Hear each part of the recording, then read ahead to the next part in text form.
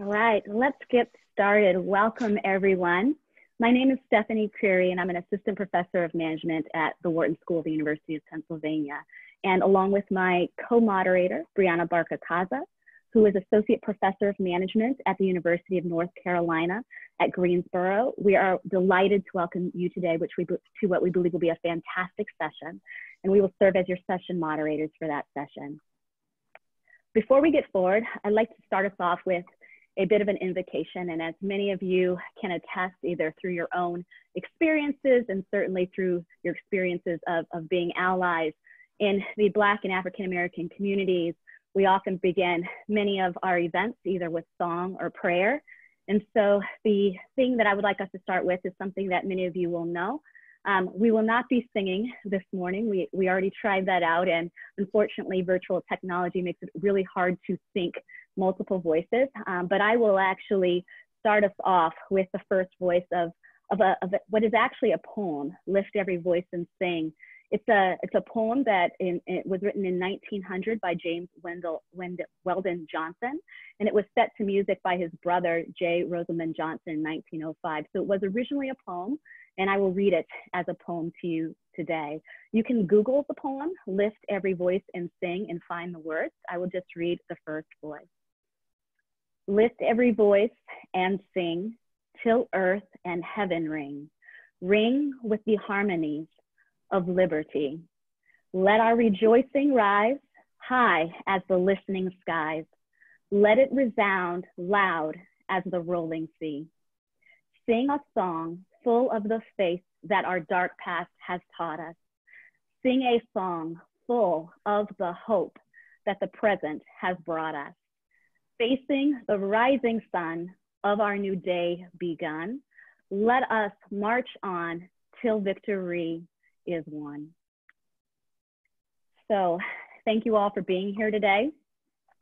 Our event today is presented by the Center for Positive Organizations at the University of Michigan Stephen M. Ross School of Business and the Managerial and Organizational Cognition, MOC, division of the Academy of Management. Nearly 20 years ago, the Center for Positive Organizations pioneered a new field of inquiry, positive organizational scholarship, that sought to understand the characteristics, practices, and principles that create a thriving organization. CPO's goal is to provide a home and impetus for scholarship and teaching.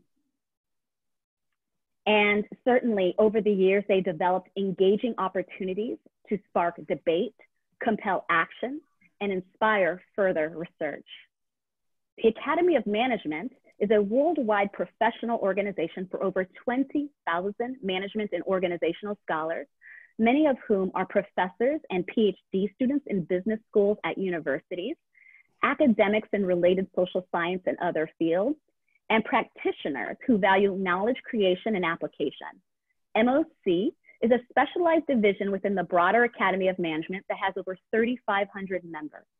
MOC prides itself in being a bridging division, creating opportunities for people to engage in a variety of academic topics.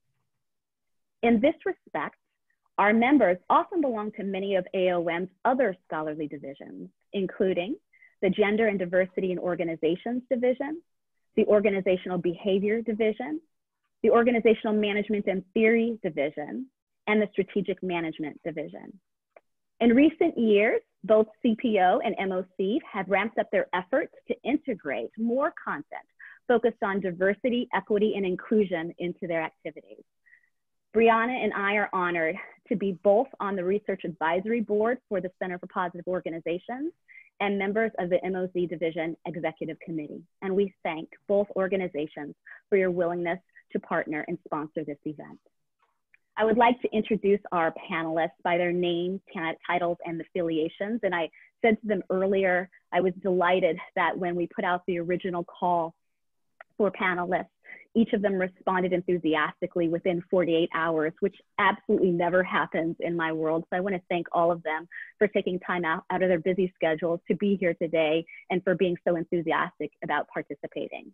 So our first panelist is Evan Apfelbaum. He's the Associate Professor of Management and Organizations and the Research Director for the HR Policy Institute at Boston University. Martin Davidson is Senior Associate Dean and Global Chief Diversity Officer, Johnson Higgins Professor of Business Administration, University of Virginia. Robin Ely is the Diane Dorgy Wilson Professor of Business Administration, Harvard University. Sonia Kang is the Canada Research Chair in Identity, Diversity, and Inclusion, Associate Professor, Organizational Behavior and Human Resource Management, University of Toronto. Tina Opie is Associate Professor of Management, Babson College. Laura Morgan Roberts, Professor of Practice, University of Virginia. And Shannon Schuyler, Chief Purpose and Inclusion Officer, PwC US. Thank you all for being here today. So, nearly 3,000 people, actually more than 3,000 people at last count, registered for this event today. And you all hail from academia, corporate, government, and nonprofit settings around the world. With that said, during today's events, all attendees are in a view-only mode. Attendees can ask questions using the Q&A feature. Questions will be anonymous. Your email addresses will not be shown, but they will only be visible to the panelists and the moderators. So that means that other attendees will not be allowed to see your questions. In working with CPO and the MOC division leadership on this event, we believe that this was the right choice to make, given our topic today and the learning experience we ideally would like for you all to have in this virtual session. Our session will flow in the following way. First, each panelist will take 3 minutes to give their opening thoughts on race, justice, and equity. Following that, we've structured this panel into 3 mini dialogues. The first dialogue is Why Not Now? Understanding the Urgency of the Moment with Laura, Robin, and Martin, and I will be moderating that. The second dialogue is The Upsides and Downsides of Seeing Race, and that is featuring Evan and Sonia, and Brianna will be moderating that. And the final dialogue will be Sisters or Stepsisters, examining the relationships between white women and women of color, including Black women, featuring Tina and Shannon, and I will be moderating that. We will then have a 10-minute period of Q&A, which Brianna will moderate, and she will pose 1 or 2 outstanding questions from the audience based on those that you submit today. And again, everybody's in a listening mode, and those questions that you'll be submitting will only be viewable to the panelists and to the moderators. So let's get started. So I offered to each of our panelists something to reflect on. And so their opening statements will be on what I shared with them, but I will read to you what that is. And so let me begin by saying there's a long history of racism, injustice, and discrimination in the United States. And over the last decade, we have learned about the senseless killings of many Black people in the US through social media.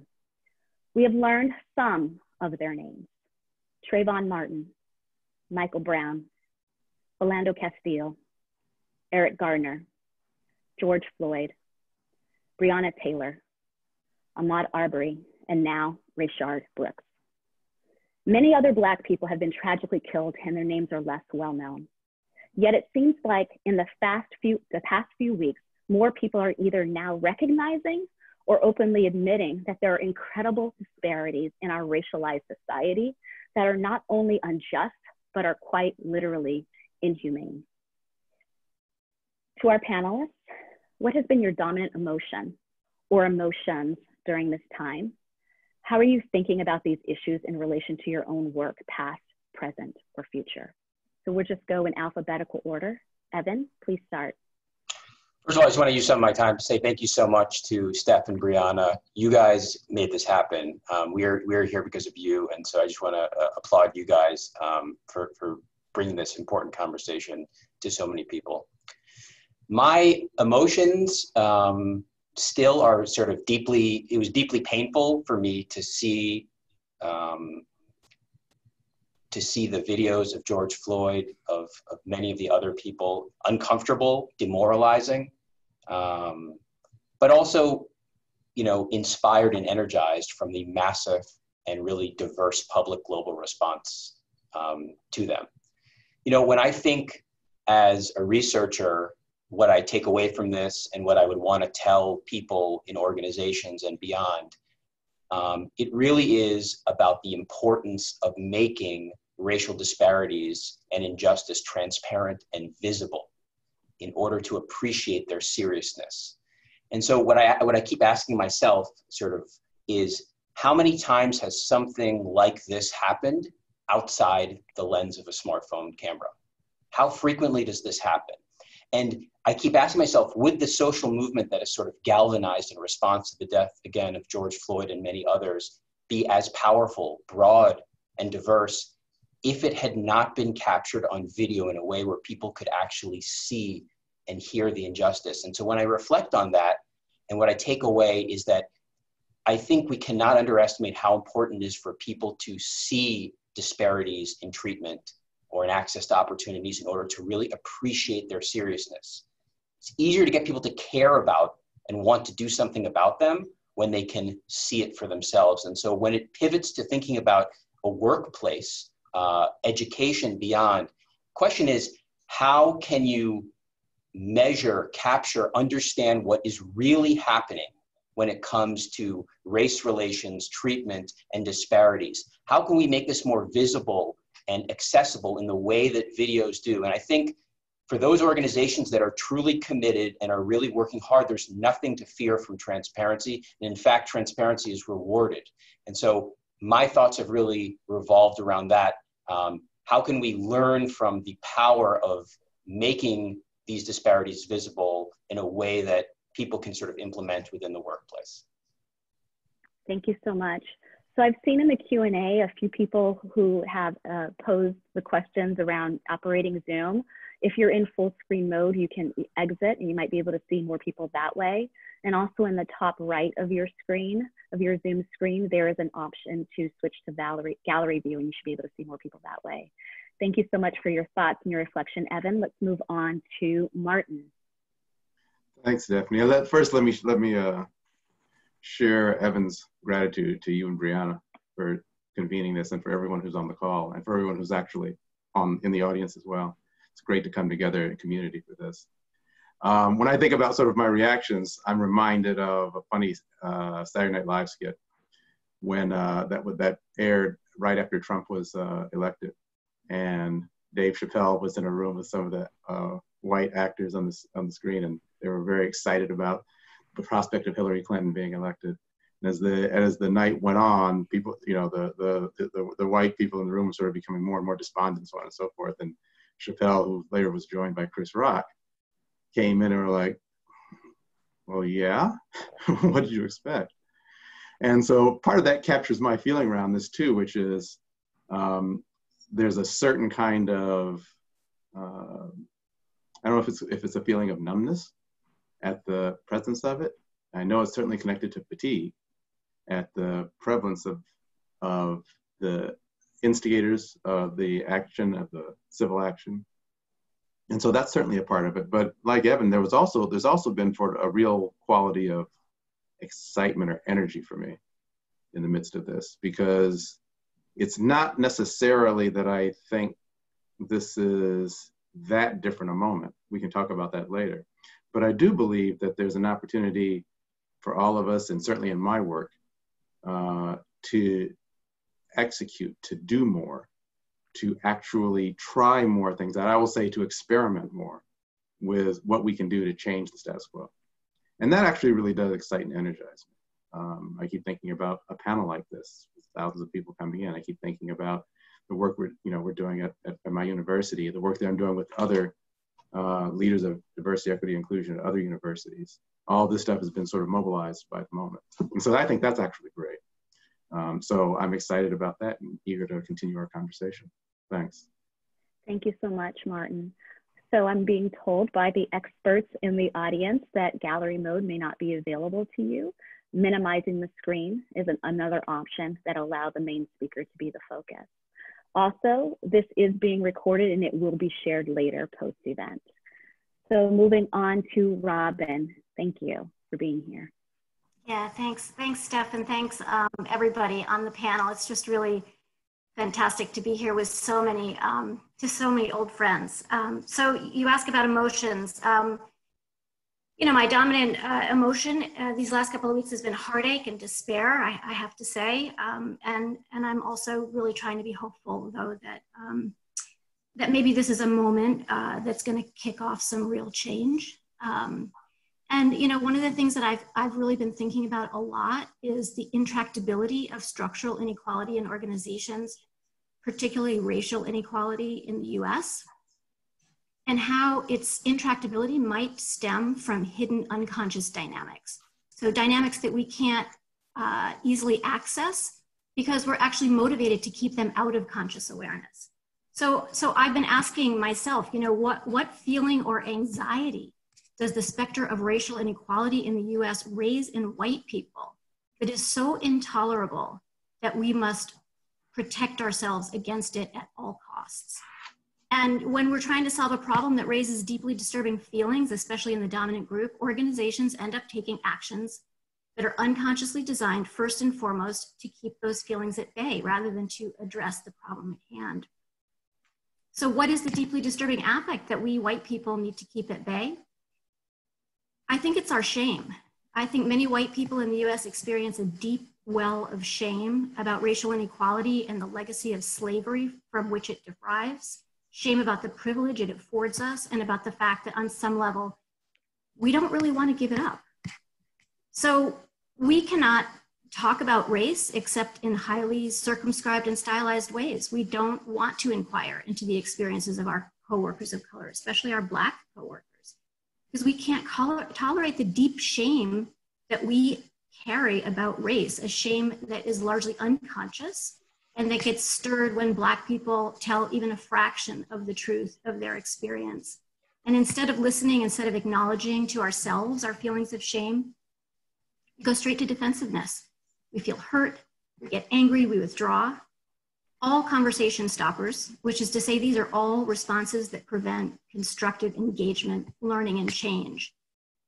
I think today we're finally listening to Black people's experiences, both in and out of the workplace, as we have never seen or listened before.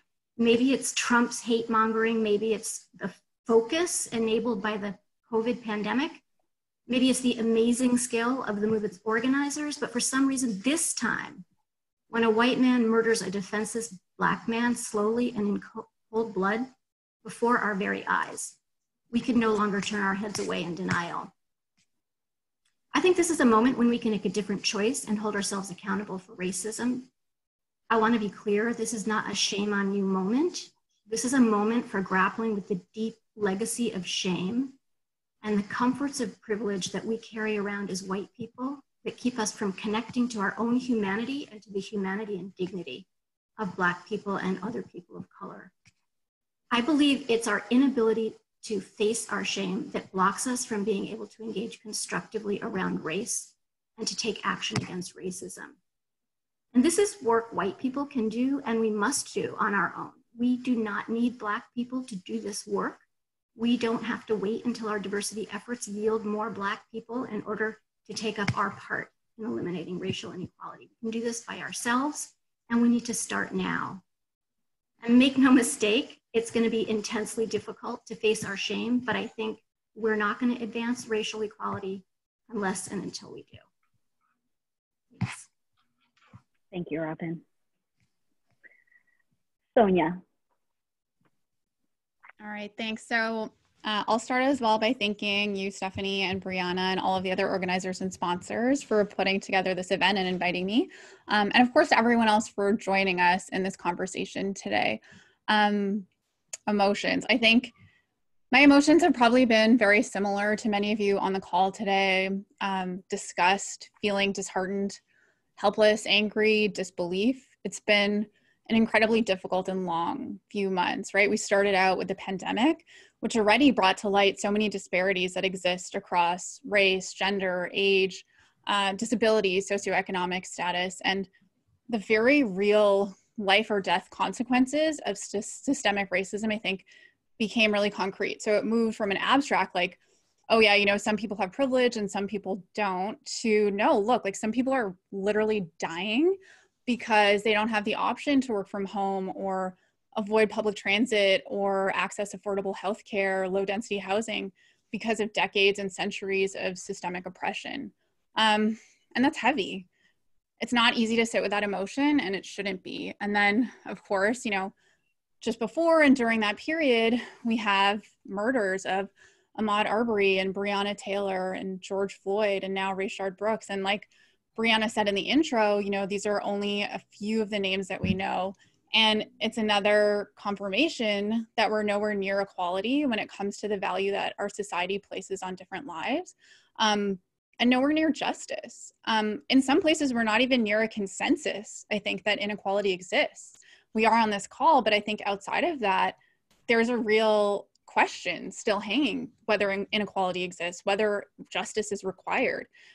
So now I think we have these major events that have exposed that there's so much instability in the system. So, you know, it's been horrific and awful, but like Evan and Martin, I'll say that some of that instability in the protests gives some hope that there's potential in this moment for real change, that there's been sort of this collective global decision that enough is enough and we can build something better. And in relation to my own work, you know, I think it's also been a mix of emotions. And I want to be very honest here because I think it might resonate with other people who work in the EDI space that part of what I felt early on about my own work was a real loss of purpose, like pointlessness, almost embarrassment. Like, how have we been working for so hard on these issues for so long and not been able to make a change where it really matters?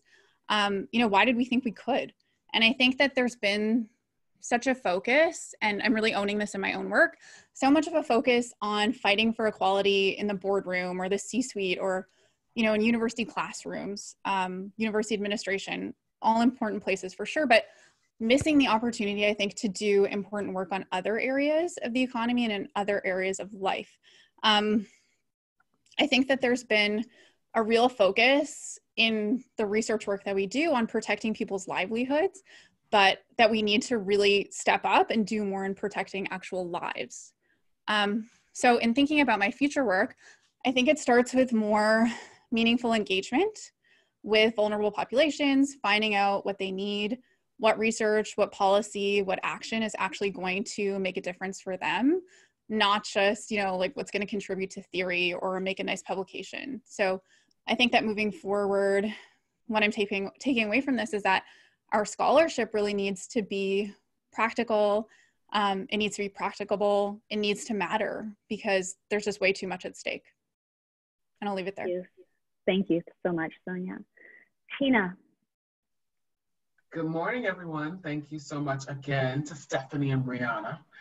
And let's see, so I vacillate between intense sadness, hot rage, and surprisingly hopefulness.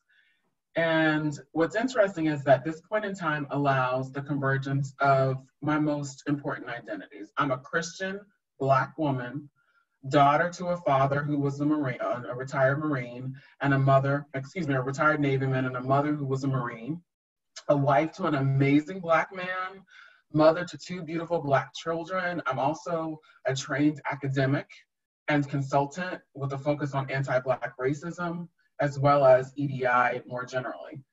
For those who know me, you know that I'm already a bold person, but this moment has led me to be more specific. I am much less concerned about potential offense to phrases like Black Lives Matter and more concerned about the untimely deaths of my people. And I'm an organizational behaviorist, so I also think about these things in the workplace. Later, when we are on a panel that Stephanie's moderating, I'll share more about my work on shared sisterhood, but just a little bit about that now. I focused quite a bit on how organizations can better address individual level behavior, but perhaps most importantly, organizational systems that perpetuate anti-Black racism. In my work, I'm encouraging white people, and yes, I'm specifically using the phrase white people. And what's interesting is someone was saying how up until now in organizations, it was a little iffy about whether or not you could even use the terms Black people and white people. We were instead supposed to focus on things like diversity of all kinds.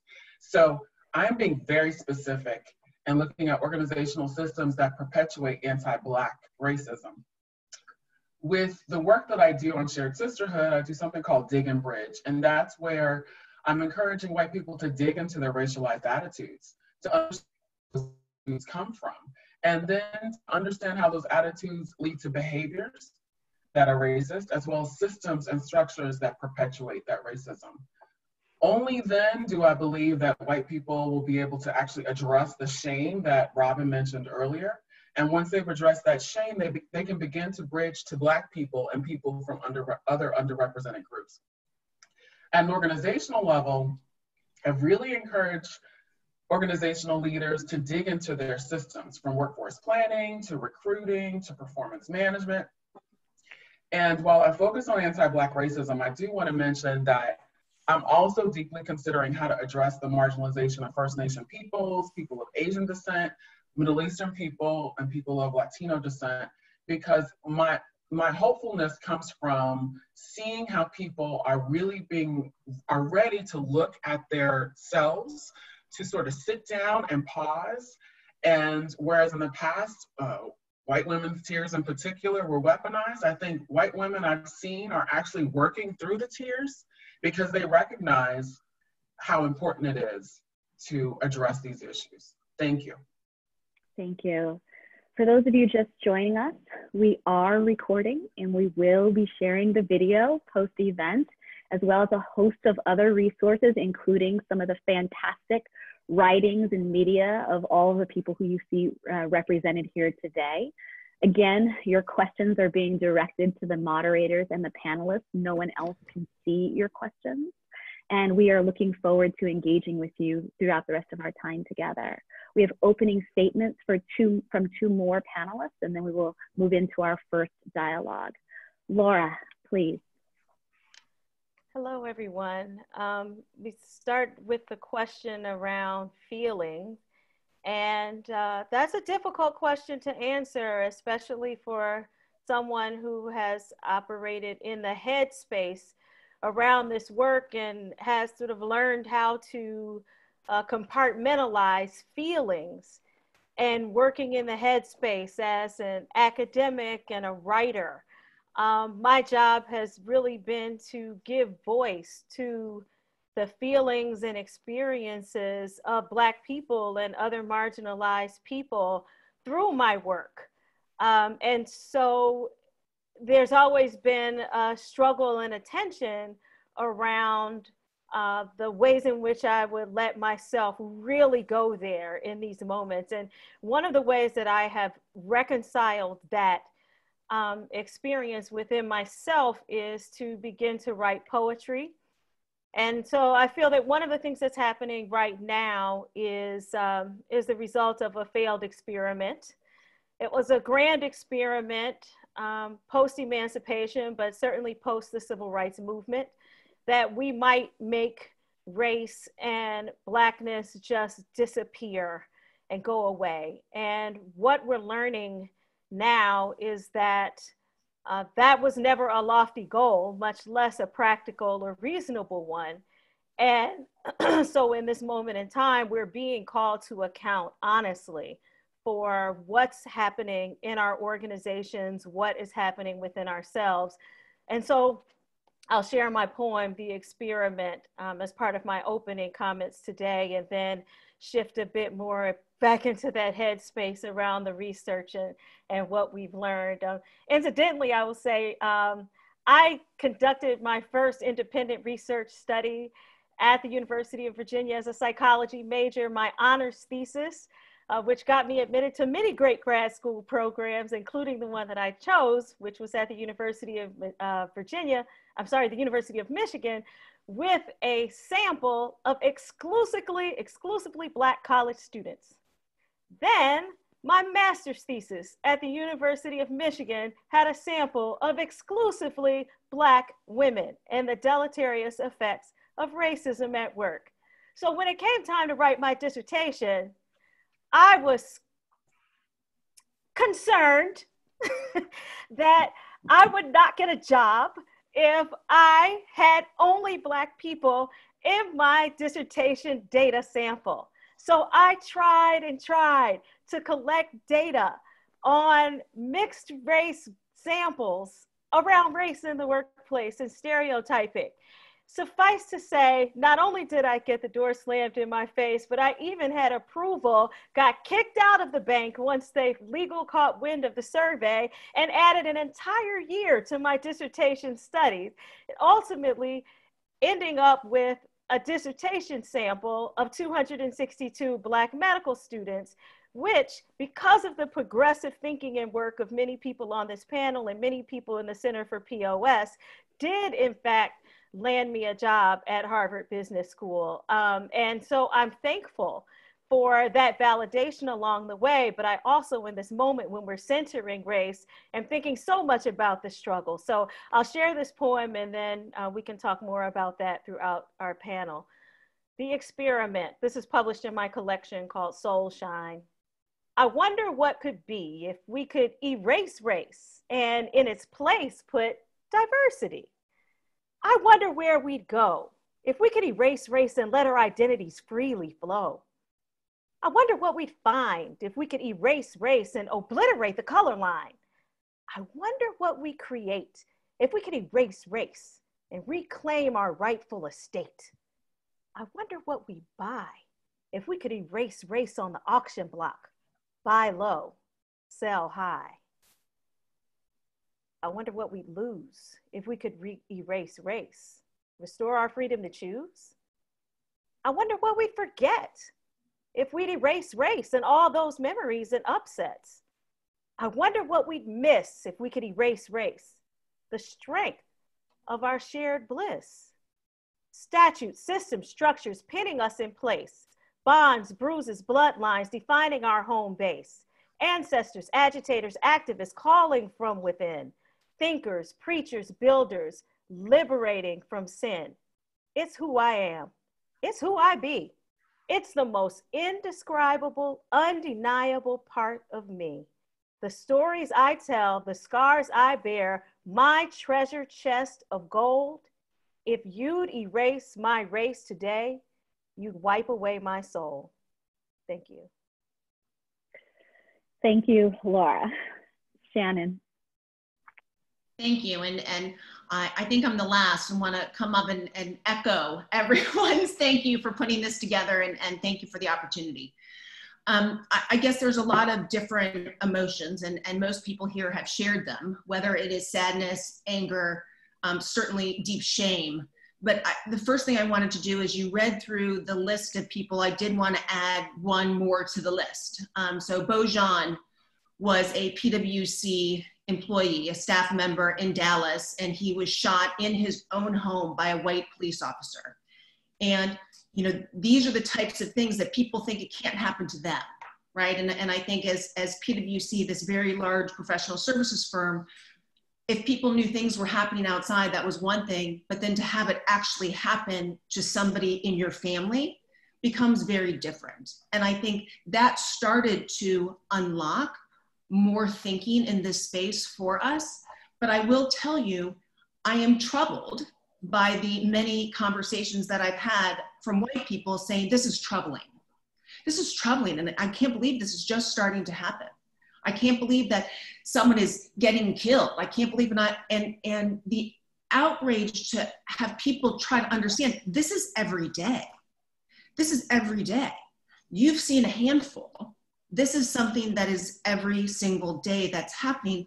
And how do we have people understand that and feel that? Because that's what's ultimately going to drive to hope when people embrace that. My husband is an incredible man, and he is Black, and my son is biracial, and he is 7. And at 7, he is already astute enough to realize that he would rather be white like mommy versus Black like daddy, because he doesn't want to be killed. So I have a son that, because he sees my privilege as a white woman, not being on TV, not worrying about going running at night, not worrying about being pulled over by a police officer, he's decided he wants to be me instead of a father from the South Side of Chicago, one of the most incredible men that I've ever met, and all the things that he gives. He'd rather not have that heritage because he thinks he'll get killed for having it. those are the things that people need to know. And until people have that sense of outrage that this is happening every day, and we are creating a lifelong group of children and children's children who want to disavow who they are because of the systemic racism, because of the murders, not just killing. And so I can't help that as I do my work and as I look at the things within our organization, and Tina, to a lot of what you were saying, it's a combination of looking at why is the system wrong? What's wrong with our system that we can't get to where we want to get to? And then what are the behaviors that even when you fix the system are in the way of actually getting us to parity and being at a place through representation and experience and all of that can actually be at the same level as our white male colleagues? Because right now it's not. And we need to be very focused on saying, where are our white colleagues? How are they progressing? How does that look in comparison to other races and genders? And what is in the way and what barriers are there? And instead of just saying, we're gonna do better next year, that's not the option anymore.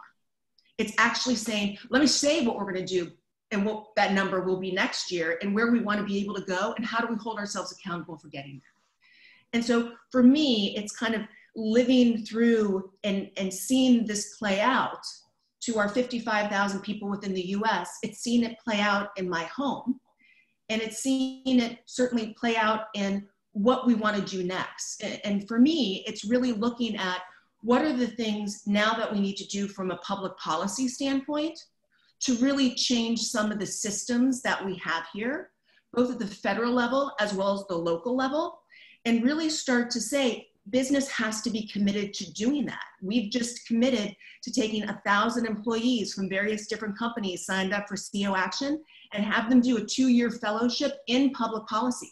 We have to be a part of the change. It's just not enough to do donations, which are great and we should do it, but we have to fundamentally change the system and we need to change the narrative. And I'm hopeful, but I'm also on a daily basis sad and scared, because if we don't take the opportunity now, I don't know when we will. And that is something that, you know, hangs in my ethos as I take in the days and into the nights. So thank you, Stephanie. Thank you, Shannon. I don't know about you all, but my heart is starting to fill with the goodness of the words of our panelists today. And I know that I will go to bed tonight, perhaps a little bit lighter than I did last night. And so I just want to keep us going with more great things and introduce our first dialogue with Martin, Robin, and Laura. And I will be moderating this dialogue. I know sometimes we were having a little bit of trouble between looking at the slide versus moving into the speaker box. So we'll give everybody a chance to see our flow here, but if you see this disappear, it's only because we're trying to make sure you can see the faces of our panelists here today. So I'm very delighted to moderate this next dialogue, Why Not Now? Understanding the urgency of the moment. Personally, these three scholars, Robin, Laura, and Martin, mean a lot to me and have been part of my life for the last 14 years. And I definitely would not be a scholar, and I certainly would not be where I am today without the mentorship and the guidance and the friendship of these three brilliant, beautiful people. And so I want to start with them selfishly because I know their message is powerful, and I know they have been in this field and doing this work in so many ways for so long. So who better to start us off by talking about why we're here today, what is this urgency about, and where can we go? I will start with Martin. The question that I have for you, the first statement is, countless Black Americans have been the victims of police brutality, often dying silently. Why does this moment finally make issues around race, justice, and equity feel so urgent? I like this pod. I like being with my friends here. So good design, Stephanie. You know, I've been thinking about this particular question, and I never know if it's the contrarian me or if it's just the old me. But the more I thought about it, the more I realized that I think we've all read about sort of certain confluence around this moment, right? We've read about sort of the availability of technology that shows us live these particular events. We read about the fact that the pandemic is in place. And so what it's done is it's removed some distraction of work, and that people are finally looking. I think all of those certainly make sense, but I don't know, I always want to pull the lens back and look historically. And if you look, I'll just stick with 100 years. I mean, we could probably go back even further, but if I stick with 100 years, you know, this happens every decade. It's like there is, if you go and you can track from 1919 on through, which is the point at which white veterans came back from the war and race riots emerged because Black veterans were taking jobs, and so the white men primarily came back. It's like they wanted their jobs back. You can track it almost every decade or so where we see this kind of opening. And I like to think about it as an opening. And what I think is actually so interesting about now is, yeah, there does seem to be a widespread of attention and focus, but the 60s was no slouch either. There was a lot of widespread attention and focus there too.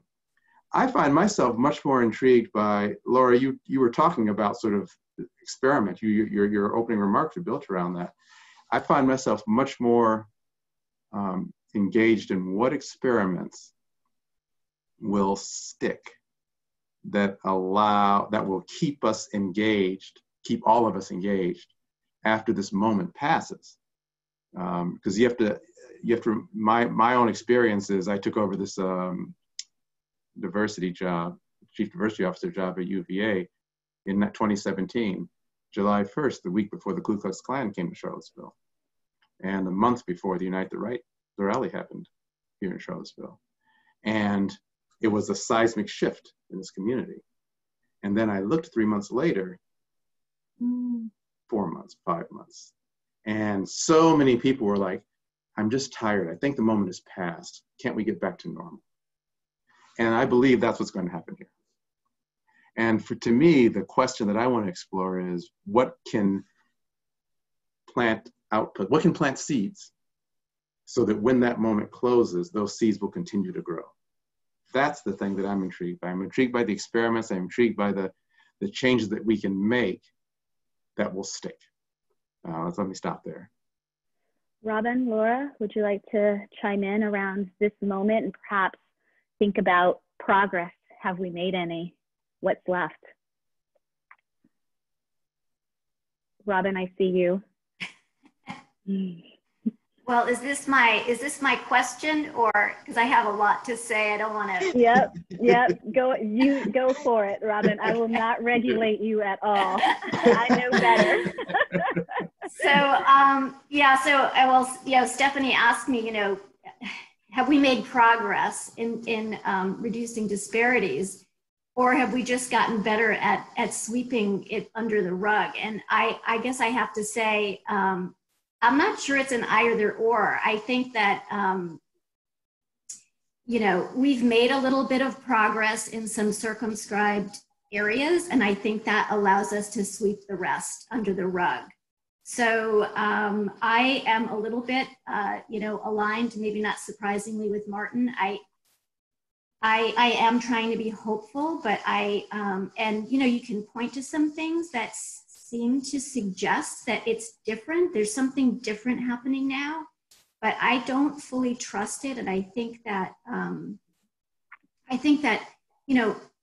we talk about, you asked me, have we made some small wins? And, a bunch of us were talking about this small wins strategy of, creating emergent change. This is drawing from Carl Weick's work, back in the 90s and the early 2000s. And we were trying to, create these small wins in organizations. And the idea was that they would multiply and that they would add up to significant organizational change. And what we found when we were trying to do this work in companies is that you really needed to wrap a narrative around the change, around these little small wins.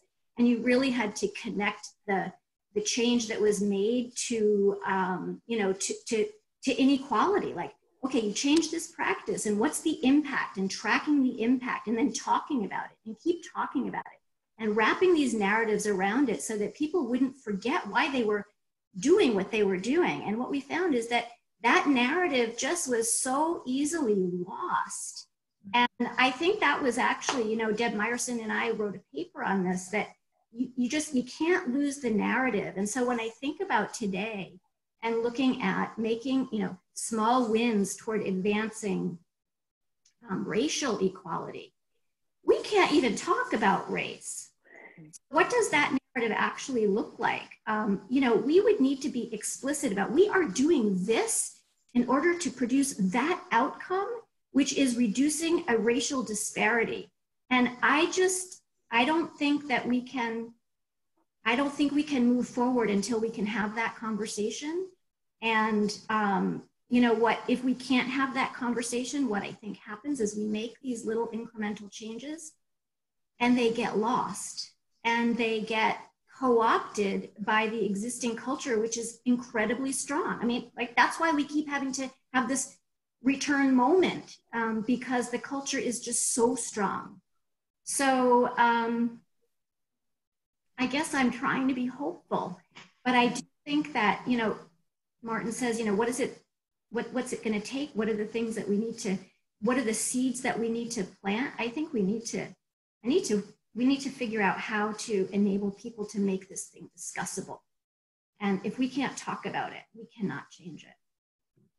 Thank you, Robin. I'm going to pull Laura's voice back in here, and I'm going to give you all a chance to reflect, react to what you've been hearing each other talk about. Again, I know you all know each other real well, so I see you smiling because I think you've managed to have formed such a camaraderie among these issues. I think you can anticipate what the other is about to say. But Laura, the question that I've had posed to you was to talk a little bit more about the structural and the cultural enablers of injustice. And I give that to you because it's a question that I've been asked a lot as I've been talking to the media in the last couple of weeks. And if there's anybody who I know who really quickly will take this away from just people to systems, it is you. So can you talk a little bit more about those structural and cultural factors that enable injustice? And then I want to acknowledge that so many of these factors also oppress other racial groups in the US and around the world. So can you sort of say some words about that for us?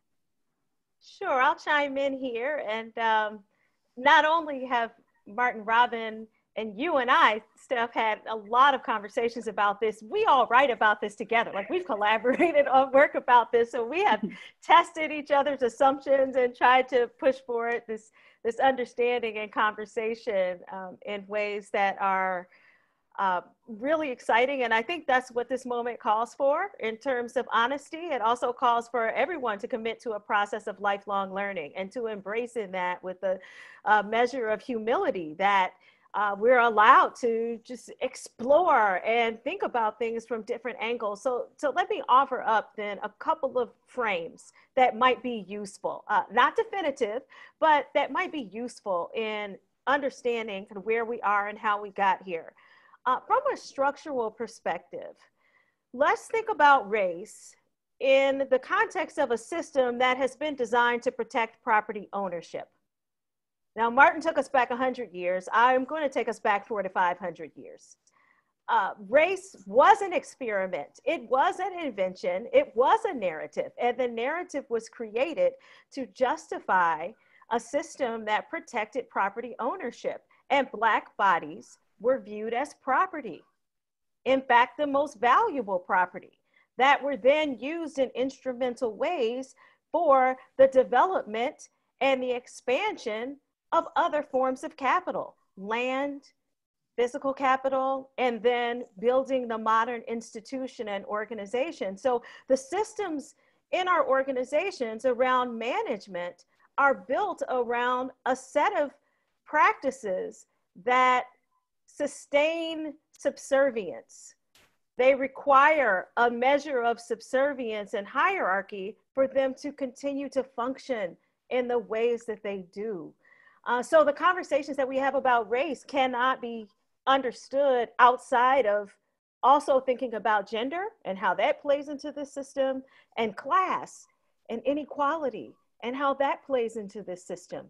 And for many people, those intersections were blinded, covert or talked about through what I call DEI Morse code, language of terminology like inclusion, which, hey, I've written about it, we've done it, authenticity, bring your whole self to work, belongingness. I mean, you go through my stuff, go through our stuff, you'll see it there. The high quality relationships, right?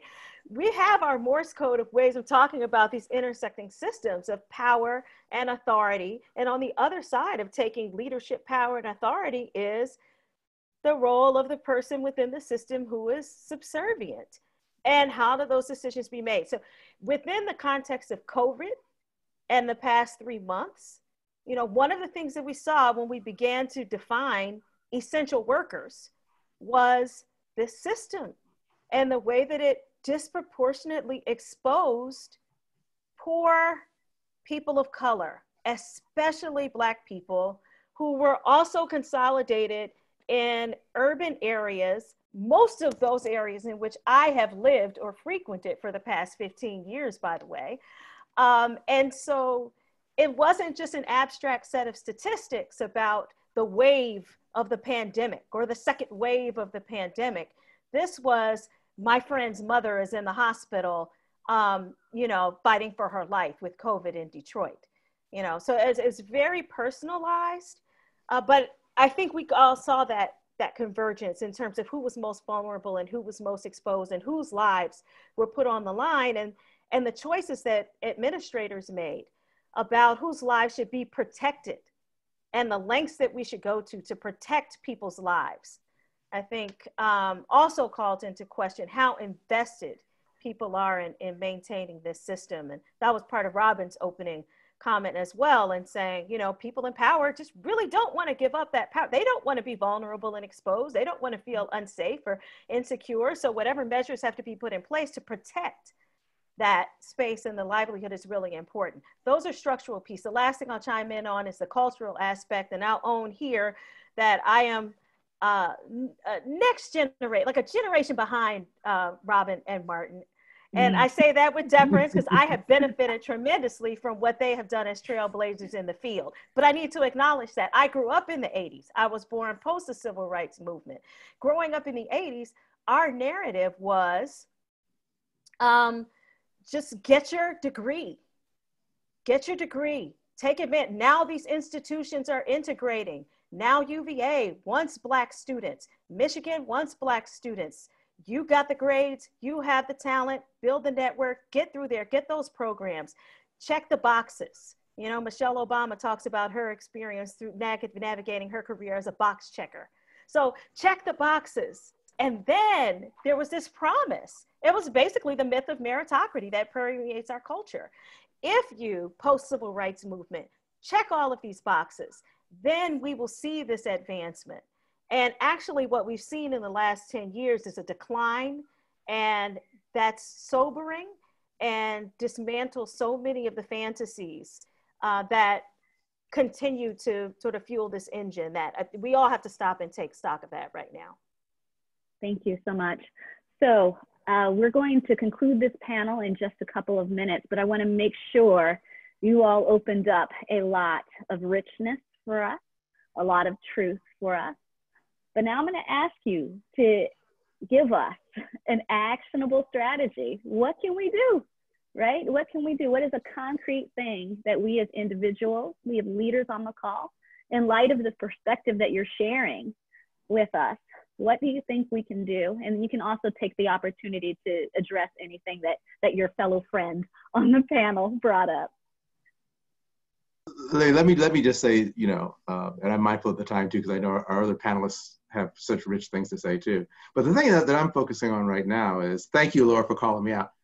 As like, I'm really appreciating being old. But I'm also appreciating institutionally being more powerful. And Stephanie, when you talk about what can we do, I keep seeing sort of, it's almost like a mosaic of pulling different pieces together. And the thing that I've come to appreciate more is the difficulty of creating action and sustainable action absent coming together of diverse stakeholders. And I think about that in terms of, you know, myself, not just as a a Black person, as a Black man, but also as a senior colleague, a senior associate dean, someone who's at this point in his life relatively affluent, who's male, who's straight, who has all these privileges that allow me to do some things that when I'm hanging out with the people who, by the way, Laura, I'm in Darden, I'm in my office, and the only people who are here are Black people. They're here at facilities doing the cleaning and things like that, to underscore your point. But I keep thinking about sort of how I leverage my privileges, the places where it's not that I'm not Black, but I'm also I have other avenues to create action.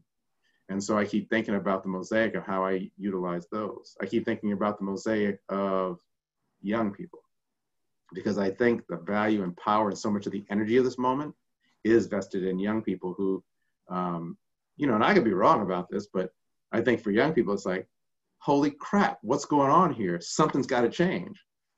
And maybe I've seen something a few times, but I think when it's new, it creates the kind of energy that moves people. And I think that's powerful. I reflect on Robin's comments.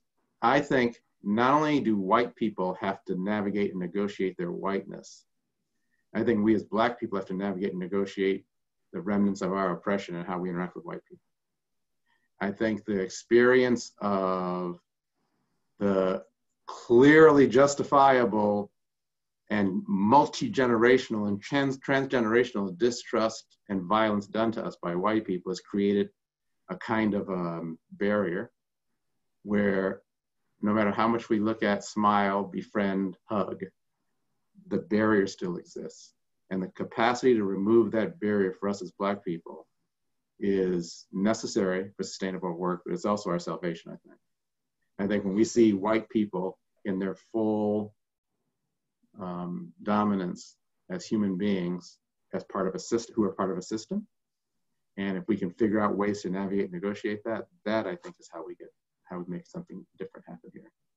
And I think, Laura, that the point about your generation and what's happened and the way in which Black people have a different narrative, Robin was talking about, I think that's actually really, really valuable. I think that's going to be important in finding some way to cross over the barrier that I'm talking about. So let me stop with that. Thank you, Martin. Thank you so much. Robin, what do we do? Well, I just want to say, in response to some things that Martin just said, you know, I just,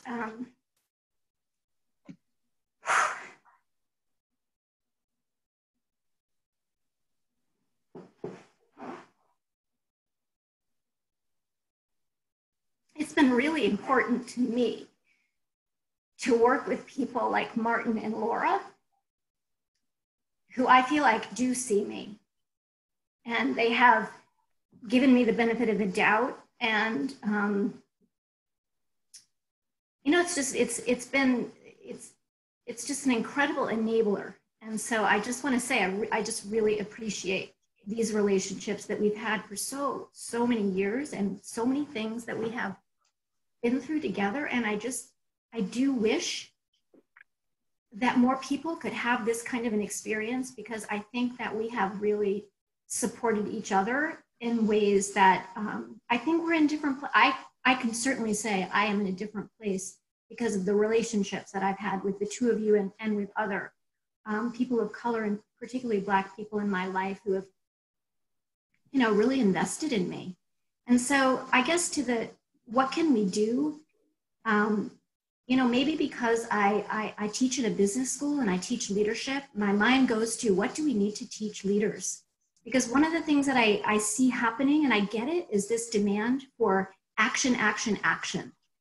We need to take action. And I'm not saying we don't need to take action, but I'm not sure that our organizations and leaders are really prepared to take effective action. I'm not sure that they actually have the skills themselves, nor are these organizations really equipped to take up effective action. So I would like to see people recognizing that there needs to be capacity building, and, you know, organizations need to be more psychologically safe.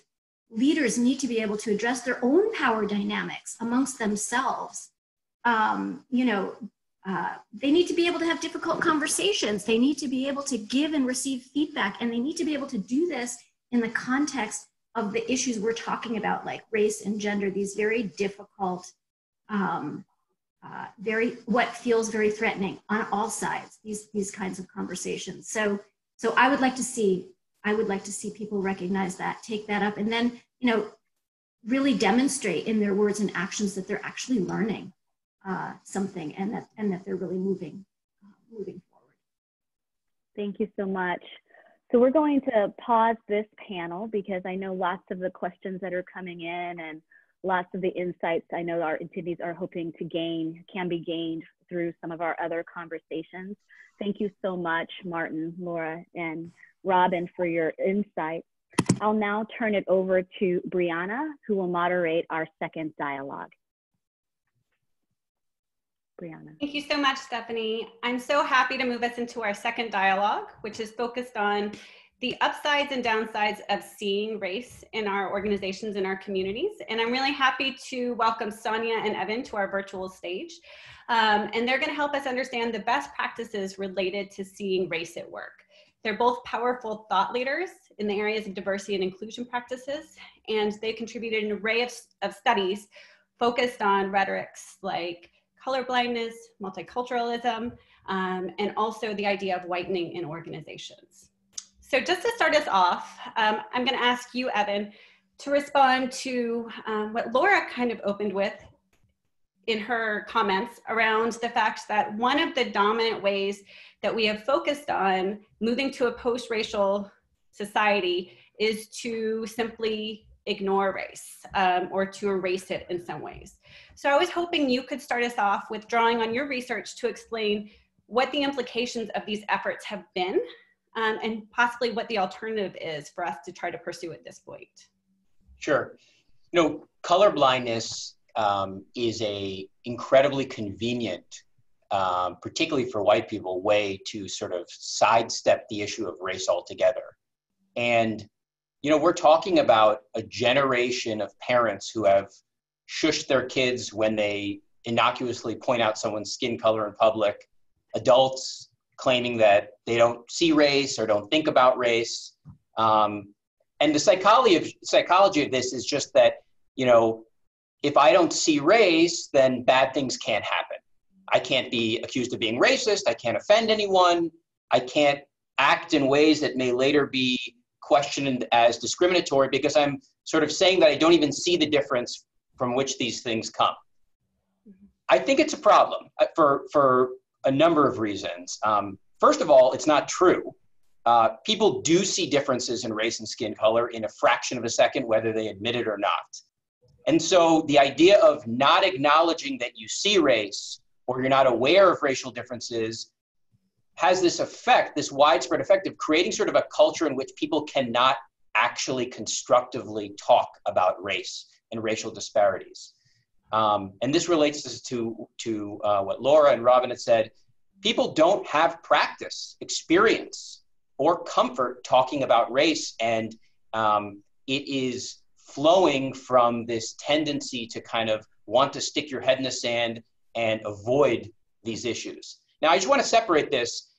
People may believe philosophically that race should not matter when it comes to decisions or processes in organizations, or they may want to live in a utopian society where race doesn't matter. But what I would say is that's not the society that we are living in today. And just as a final piece, talking about race is uncomfortable. It is often uncomfortable, but what I would say is that it's not supposed to be comfortable. There are 400 years of a very uncomfortable history in the United States that reflect this discomfort, that sort of undergirds this. And so I would just tell people, don't confuse something that is uncomfortable with something that is unimportant. And you don't need to have the perfect words or the perfect solution. I think you have to understand that whether you're in a majority or minority, so white, black, etc., this is an arena where people are intensely skeptical of what people really mean or what organizations really think or really care about. And I believe the way to counteract that is to be incredibly honest and genuine about where you are on the journey, and very carefully listen to what people have to say. Thank you, Evan. Sonia, I'd like to turn to you and ask you a little bit about what we see the implications of color blindness are in terms of the behavior of people who might be of racial minority status in organizations. So specifically, you've done some research with colleagues on whitening. And I was hoping you could explain to us what that is and why people engage in this sort of behavior and if it's effective. Sure. So I think, related to what Evan said, I think that the major way that color blindness has affected racial minorities at work is that they end up feeling like they can't be themselves at work. So you're always hiding something, and you feel like you don't truly belong. And when people don't talk about something, it makes it seem like it's taboo, and taboo is bad. And all of a sudden you start feeling like, you're bad and you're inferior and you need to hide a part of yourself that everyone can see, but no one wants to talk about. And that's where whitening comes in. And whitening is when racial minorities conceal or downplay racial cues on a job application to increase the chance of getting a call back on an interview. So resume whitening is really directly related to color blindness, and it goes hand in hand with wanting to tone down or downplay race, right? So to maintain this relatively raceless identity at work, to fit into this space where race isn't talked about. And high status professional workplaces are still very much a white space, where white is the default, white is the desired race. And people whiten because they understand that their identities are devalued in that historically white space under a historically white gaze. And they know that they're potentially going to be discriminated against. So I think it's a totally reasonable and understandable reaction to this very real potential for discrimination. What I would say, though, in terms of its effectiveness is that we find that whitening is effective, if you want to say effective, in that it does help minority applicants to get callbacks for interviews. In our work, we find that the more white our applicants seem, the more employers like them, the higher their callback rates are. And by the way, this is true in companies even with companies that have these like fancy and really extensive diversity statements and public commitments to diversity. They like white people who seem white, just as much as companies that don't even bother with those statements. So whitening is effective in getting a foot in the door and getting an interview, but as my good friend Evan would say, it just kind of kicks the can down the road, right? It's effective in making it past this one step, but it's not effective in actually addressing the problem. And that's what happens when you put the onus for solving the problem of racism on the people who are being oppressed by the racism.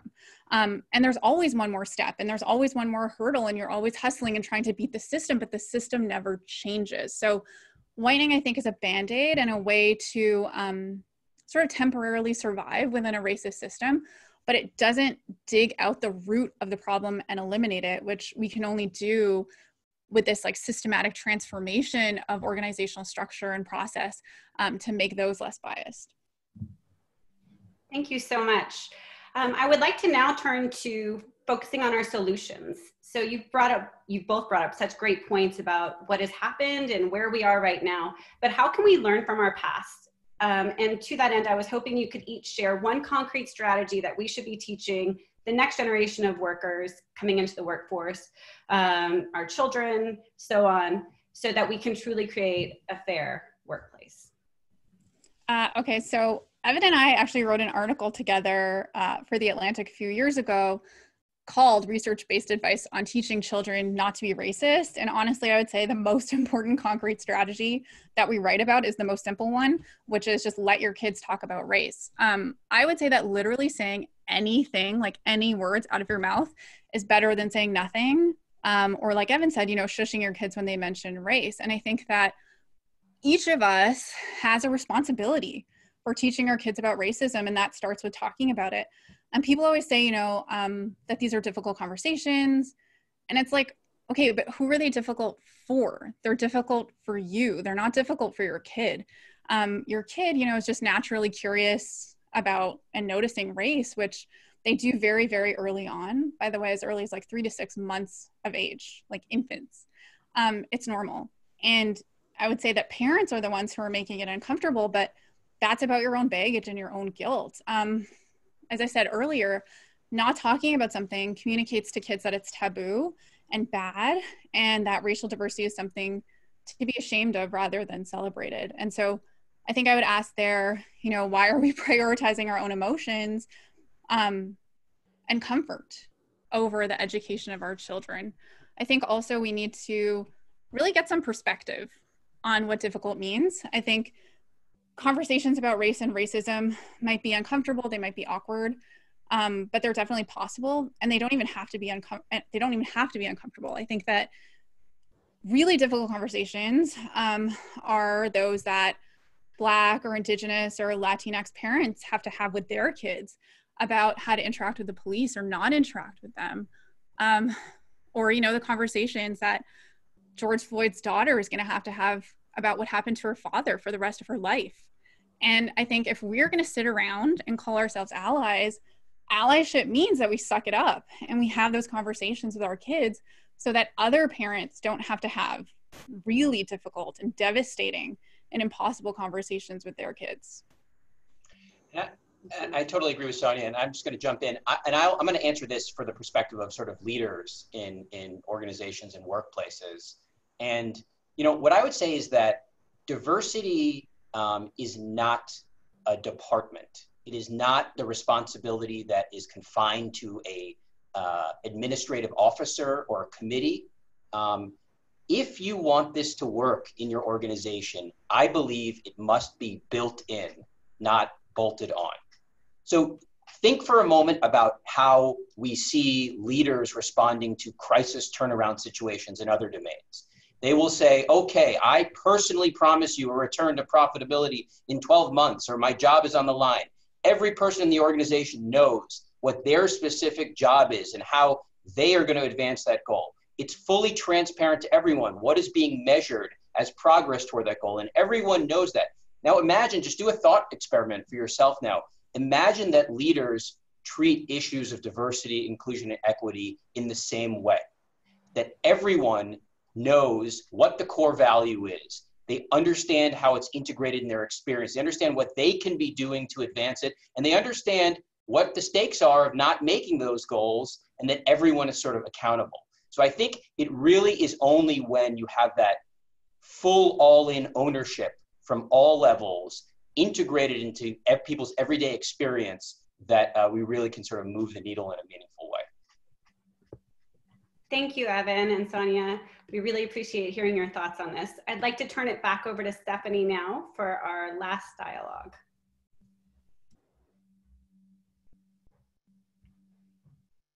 Thank you very much. This has been an extremely rich discussion so far, and I know we could go 3 more hours and still have a lot to say. I'll note that there was a fantastic comment in the Q&A that said, are there any plans to make this topical conference? And some of the panelists have been sharing the insights around, you know, the chat has been very rich. And so we're planning to make the chat available to you all in addition to the other resources. I don't have plans to organize a conference personally, though I am sure that that might be something that comes out of this event. So given the richness of the dialogue, we are going to try to enfold, as opposed to having a separate Q&A portion, we're going to try to enfold some of the comments, because it's actually pretty common themes, into our last panel here. And again, we will make available to you the questions so that you can see what's on people's minds. So we're not going to have the separate Q&A session for the sake of time. So with that, sisters or stepsisters, Shannon, Tina. So this panel is near and dear to my own heart because I think it speaks to many of the relationships that I've had with both Black and white women and how those have been different. Sometimes they've been generative with both groups, and sometimes they've been complicated with both groups. And so I thought this would be a great opportunity to talk about that, especially since I know Shannon and Tina have said a lot publicly on this topic. Tina, I've known for more than 10 years. I first met her when I was a PhD student, and we were both members of the PhD Project. If you don't know the PhD Project, look it up, phdproject.org. It's an institution in the United States designed to increase the the representation of African American, Hispanic American, and Native American business school faculty by sponsoring us as doctoral students, and then creating a network of supporters like Tina like Laura, like Martin, who help us to get and be successful in our faculty positions.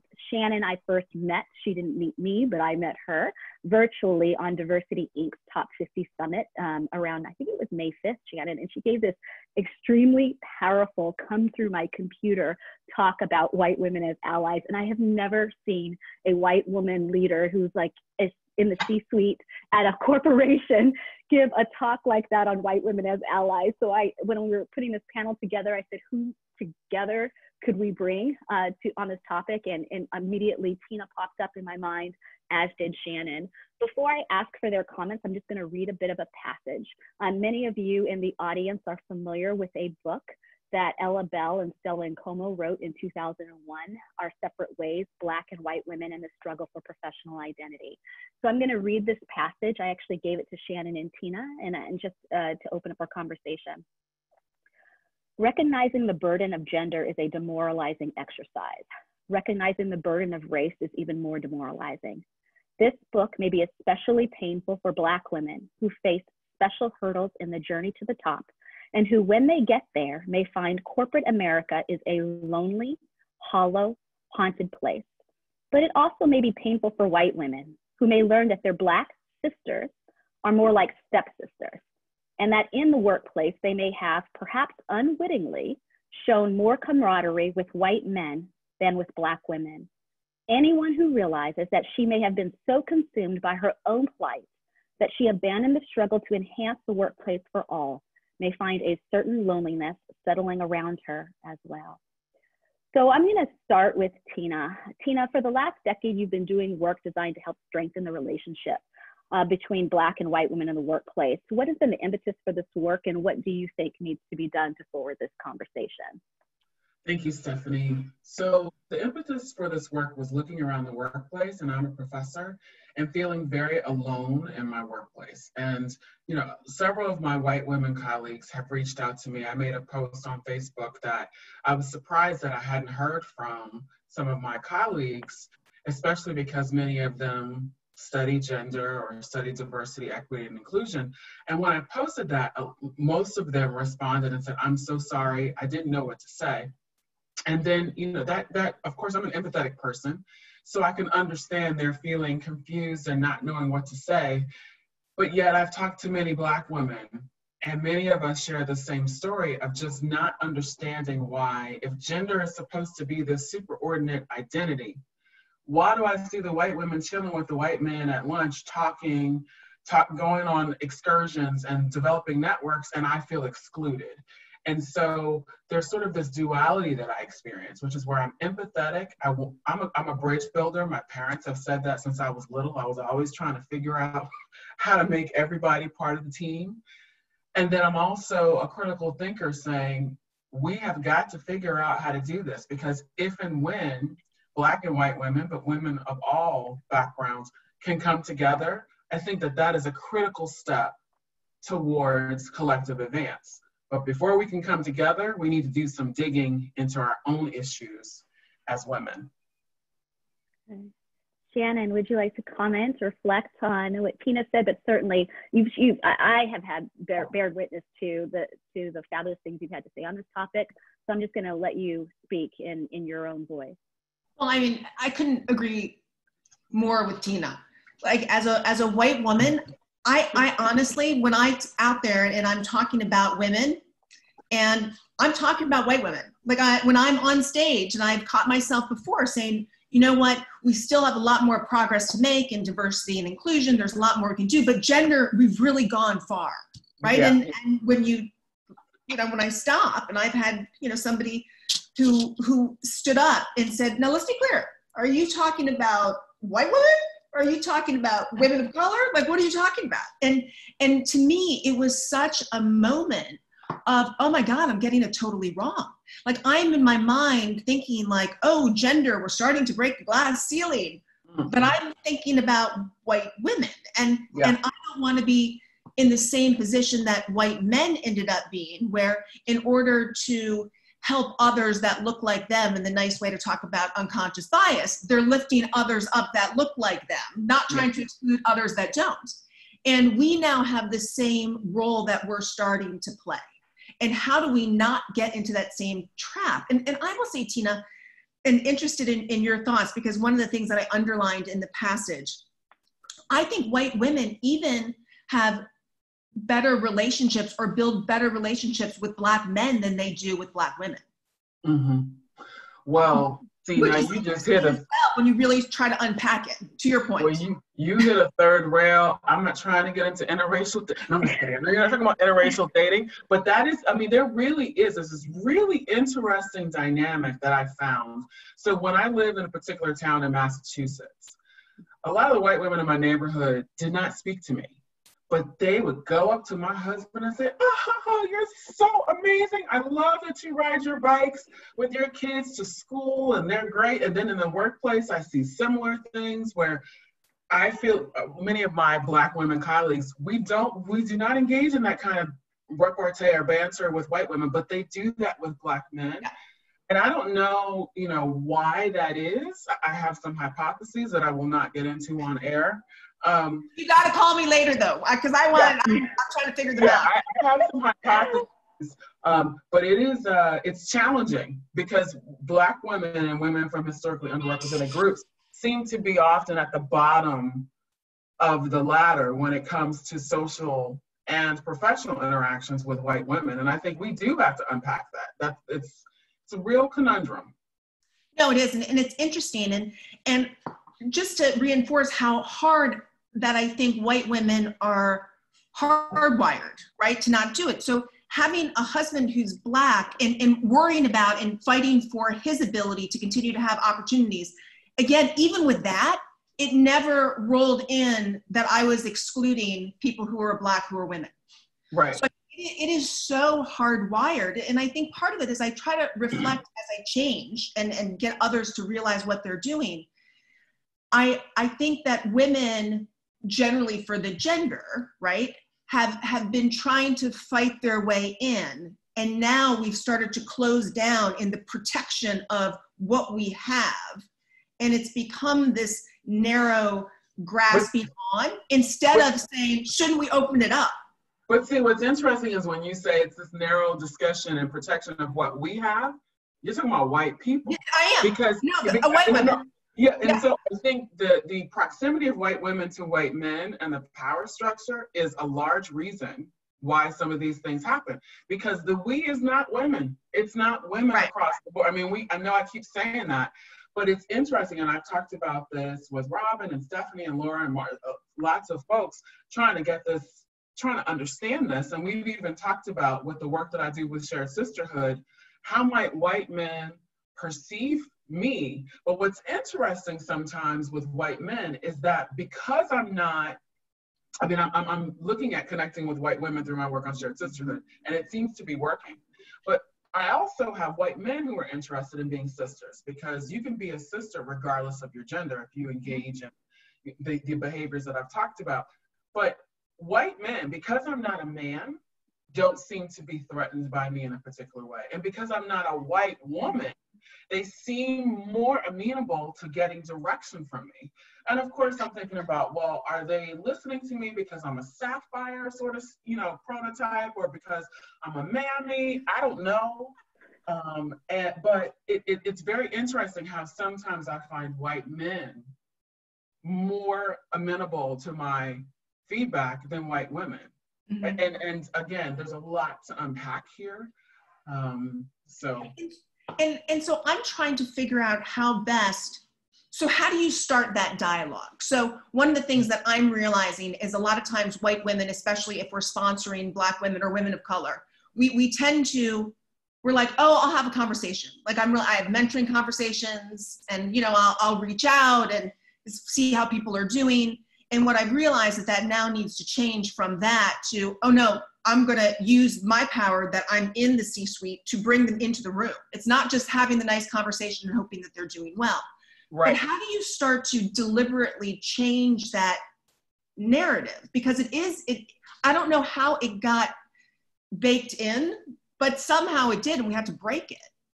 Well, so What's actually interesting is, Shannon, to me, when you mentioned that you're talking to Black women, that's part of what I call bridging, where you're trying to connect with Black women or women who are different than you in some way. You're trying to form a relationship, establish collective advance.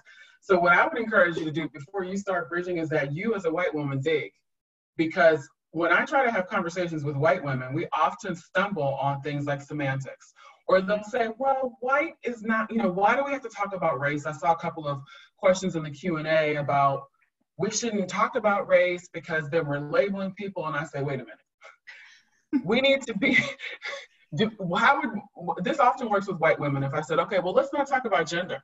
If a man came up to you and just said, I don't see you as a woman. I just see you as a human. So let's not talk about any of these things.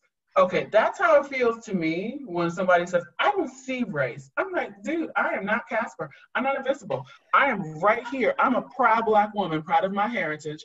So what I need you to do is not affix value or not denigrate the fact that I'm Black, but to consider my full humanity. And so I encourage the way to begin that conversation, sort of a practical step. I want to know, white people, what's your racial identification? How much time have you invested in actually investigating and learning about your heritage? How much time do you spend learning about other people's heritages? How do those attitudes that you've developed, what are your attitudes about other races? And I think it is really a lie to yourself to say that you've never had a racist thought. Look, I tell people, I try to role model this digging behavior. I'm not going to go too long into a story, Stephanie. I know we're short on time, but I think this is an important story. I was in Tarrytown, and I had just had my son. He was sick. Well, I hadn't just had him. He was in preschool, and we were at the park, and I wanted to take him on the swings, and it was full. And to me, it was full of people who looked like they were Latino. And we couldn't get on the bike. And so I'm going to tell you, this racist anti-immigrant dialogue started coming to my mind. And I said, oh my God, Fred, I am so racist. I just said that these women are probably not supposed. Oh my God. And I started to unpack this, but what did it do? It didn't lead to just a point of shame. And I was ashamed of that. It led me to start investigating, well, why do you think that way about immigration? You think that way about immigration because you bought into the fact that there are country outlines. But what about humanity? You're a Christian, girlfriend. Aren't we all in one big family? So I literally started to question myself, to dig into that. That does not happen in the workplace. And so, some of the work that I'm doing, Shared Sisterhood, I actually take that into the workplace. And I try to start with the CEO or the COO first, get them bought it, then go to the leadership team, get them bought it, and then roll it out large, throughout the wider enterprise. Because if it's not role modeled from the top, it's very difficult to try to have it rise up. And unless we can start doing that digging and honestly look at ourselves, it's very hard to even look at the systems that we have in place honestly and say, yeah, this is problematic or this could be improved in this way. Okay, Shannon, couple last words before I start to move us to the closing. I can hardly wait to get Tina to PwC. And I know from Ryan, by the way, he's a Babson alum. They're perfect. Well, I just think that this conversation is one that is so overlooked. Yeah. And one that there is so much that's underneath this. And it is about being able to have those conversations and building the trusting environment to have it, right? Yeah. And being where I can get it wrong. Like because I'm not going to get it right. The only way I'm going to have to figure out, why did I do that? Why did I say when I really meant white women? Why did I say that? And trying to figure that out, it's having a conversation with somebody else who knows I'm actually trying to get it right. I got it wrong. But help me figure out how to bridge that so next time I don't. And that also will help me unravel other people who are doing the same. And exactly. And so building on Tina, that if we can build and that sense of trust, and we can be a part of being vulnerable and saying, yeah, this is about the hard work to get it right. Yeah. We can bring others on. And that makes me hopeful, because that's real systemic change. That's just not, oh, I got it right today. Right. And so what you said, empathy, vulnerability, and trust. And then that leads to taking risk on behalf of other people, like speaking up and examining the entire system. That's what Shared Sisterhood is about, those 4 things. Shannon and Tina, you are amazing. You are brilliant, and we are grateful for your rich contributions. I'm going to ask everybody to come back, all of our panelists and our moderators. Brianna is going to share a few words, and then I will close us out, and we shall be done in about 5 minutes from now for anybody in the audience who is trying to monitor their time. Brianna. Thank you. So I just wanted to say thank you to all of our amazing panelists for being here today. Evan, Martin, Robin, Sonia, Tina, Laura, Shannon. The work you do is so important. And throughout your careers, you have taken risks, often making yourself professionally and sometimes personally vulnerable, all in the service of helping us move towards having more inclusive organizations and communities. We really thank you for being here and for having this really stimulating conversation. And we look forward to learning from you and continuing to support your work. Toward this end, as mentioned earlier, additional resources for this session will be curated and made available on the CPO and MOC websites. I also wanted to say thank you to the people who have worked in overdrive for the last couple of weeks to make this event come together. First, thank you to the MOC division and the Center for Positive Organizations for saying yes to sponsoring today's event and other diversity-related initiatives in the future. And a special thank you to Angela Seeley and Esther Kite at the Center for Positive Organizations, and also the incomparable Distinguished Professor Emerita, Jane Dutton, and our panelist, Laura Morgan Roberts, who helps us all behind the scenes all of the time to make sessions like this happen. In particular, you both were helping Steph and I as advisors to try to make this session be as impactful as it has been today. Finally, I want to thank my co-organizer and my co-conspirator in so many things, Stephanie Creary, for being the true engine behind not only this effort, but so many more within academic circles and public circles. As long as I have known you, you have always fought to bring issues of diversity and inclusion to the forefront, asking people the hard questions, including me, and pushing me to be my best self. And I continue to be in awe of your brilliance, courage, persistence, and passion on these issues. And I look forward to seeing what you bring to us next. Bree, I'm getting you back in a second, but thank you very much. So I have a special announcement to make. And I have been waiting for a long time to make this special announcement. I will first share that I've been a member of the MOC division in the Academy of Management since I was a PhD student, and I've always been struck by the warmth of the division and the richness of scholarship of all those who contribute to the work we do. But I've always been concerned, as Bree has mentioned, by the lack of racial diversity in the division and the relative absence of voices that sounded like my own and people who deeply understood my experiences in academia. So when I joined the executive committee for the MOC division 3 years ago, I made it my mission to ensure that the program that I was co-leading included more racial minorities from the United States. And I've been thrilled that at least 30% of our facilitators that we've recruited for this program in recent years are US racial minorities, and most of them are African American.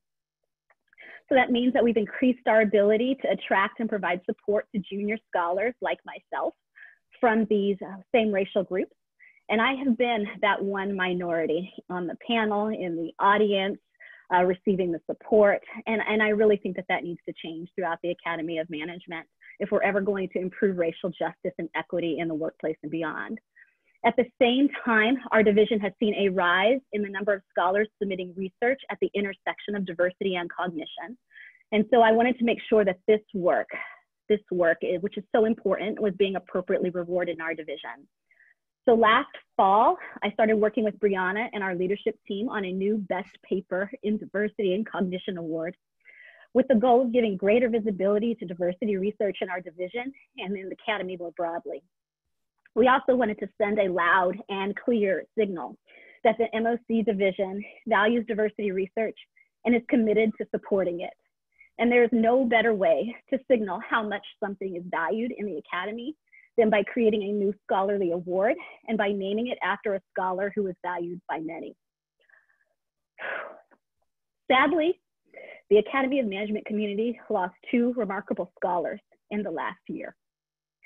Dr. Catherine Phillips of Columbia University and Dr. Sucheta Nadkarni from the University of Cambridge in the UK, both women of color, whose work has made a tremendous impact on our field and on companies and organizations outside of academia and around the world. They were not only prolific scholars, they were both amazing supporters of junior scholars, including women of color. MOC decided to reach out to several of Kathy's and Suchetta's colleagues and friends with an idea to honor their legacies and commitment to diversity, equity, and inclusion by naming this new award after them. All were especially enthusiastic, and many volunteered to serve on the first selection committee. So on behalf of the MOC division and Kathy's and Suchetta's colleagues and friends, Brianna and I would like to announce the MOC division's new scholarly award, which is the Phillips and Nadkarni Award for Outstanding Paper on Diversity and Cognition. More information on Kathy's and Suchetta's lives and their work can be found on the MOC website. But I will read some information to you about the award, which is also listed on the website. This award will be given annually starting in 2021 to the authors of the best paper at the intersection of diversity and cognition submitted to the MOC division for the annual Academy of Management meeting. It honors the boundary-spanning inspirational work of the late Dr. Catherine W. Phillips, who pioneered research on the benefits of diversity in the workplace, and the late Dr. Suchetta S. Nadkarni, who pioneered research on gender diversity and strategic leadership. Paper authors will be able to self-nominate beginning in the fall of 2020 when the submission system opens to be considered for this award in addition to other MOC-sponsored awards. Consideration for this award does not preclude consideration for other MOC-sponsored awards, and we thought this was really important because we didn't want diversity papers to only be eligible for the diversity award. We also wanted them to be eligible for other awards given by the Academy of Management MOC division. And we feel like this absolutely honors the mission and the work of Kathy and Suchetta. So to Kathy and Suchetta, we love you, we miss you, and we honor you.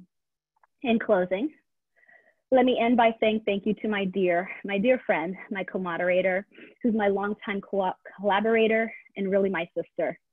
Thank you for convincing me that it was a good idea to co-organize this panel, for always being such a compassionate ally, for being brave enough to ride this very wild and crazy at times academic train with me, as a collaborator, as a friend, as a sister for more than a decade. And thank you all for showing up today. And remember, Black Lives Matter.